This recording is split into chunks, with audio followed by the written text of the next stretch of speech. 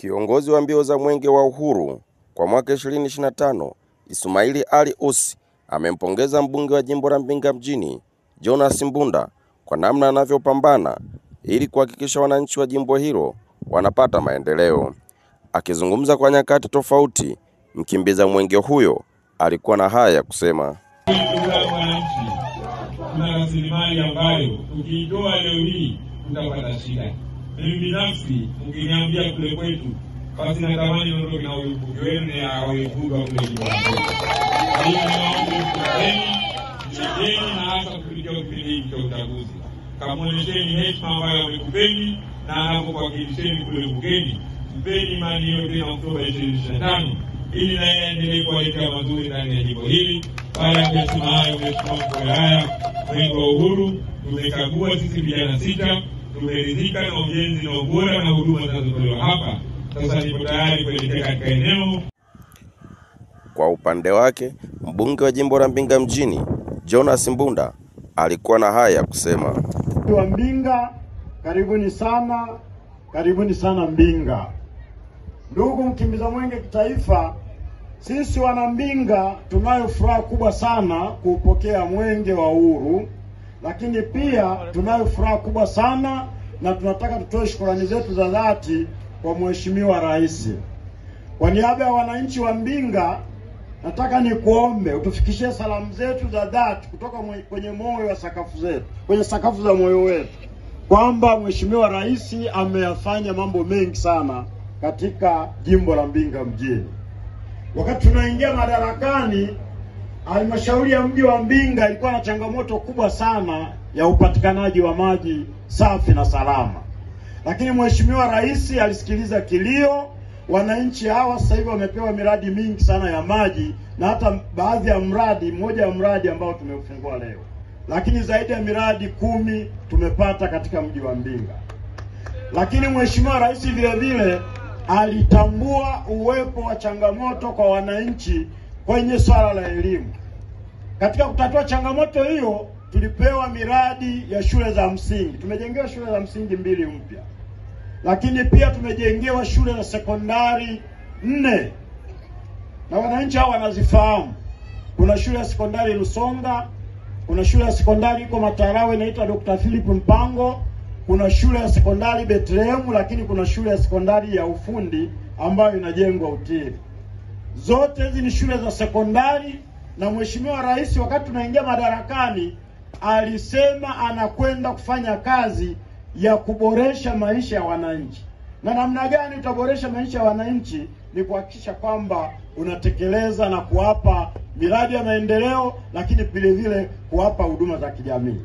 Lakini Mheshimiwa mkimbiza mwenge kitaifa, Mheshimiwa Rais aliona changamoto ya Mbinga. Tulikuwa na changamoto kubwa sana ya umeme. Katika kutatua changamoto ya umeme, ukilinganisha na ilani ya uchaguzi ambayo ni ya mwaka 2025, jukumu la wilaya ya Mbinga, halmashauri ya Mbinga mji, ilikuwa ni kupeleka umeme katika vijiji 78.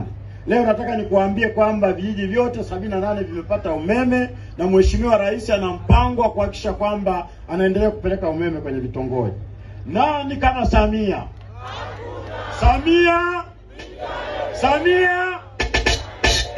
Lakini vile vile alijua kuna changamoto ya matumizi mbalimbali kwenye swala la afya. Kulikuwa na changamoto ya kupata huduma, na tulimpelekea maombi yetu.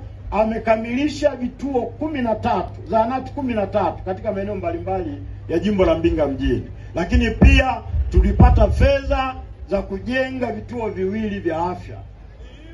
Lakini changamoto nyingine ambayo ilikuwepo kwenye upande wa afya, hospitali yetu ya wilaya ya Mbinga, halmashauri ya mji wa Mbinga, ilijengwa mwaka 1970.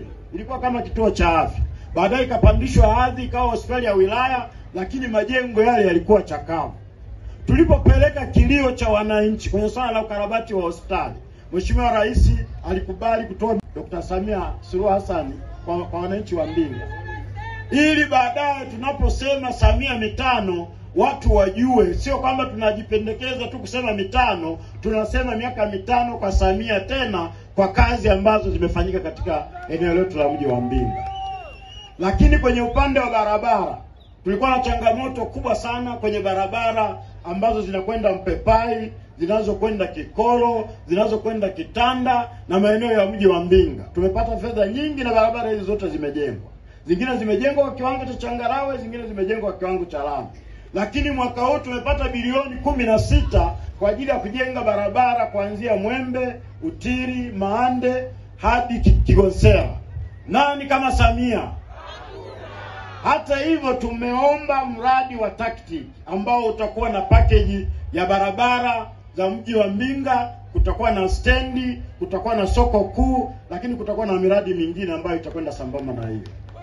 Pamoja na hiyo, Mheshimiwa Rais ameendelea kutoa huduma mbalimbali za mawasiliano, kujenga minara ya simu, lakini na kutekeleza miradi mingine ambayo inaendelea kutekelezwa katika jimbo la Mbinga. Nani kama Samia?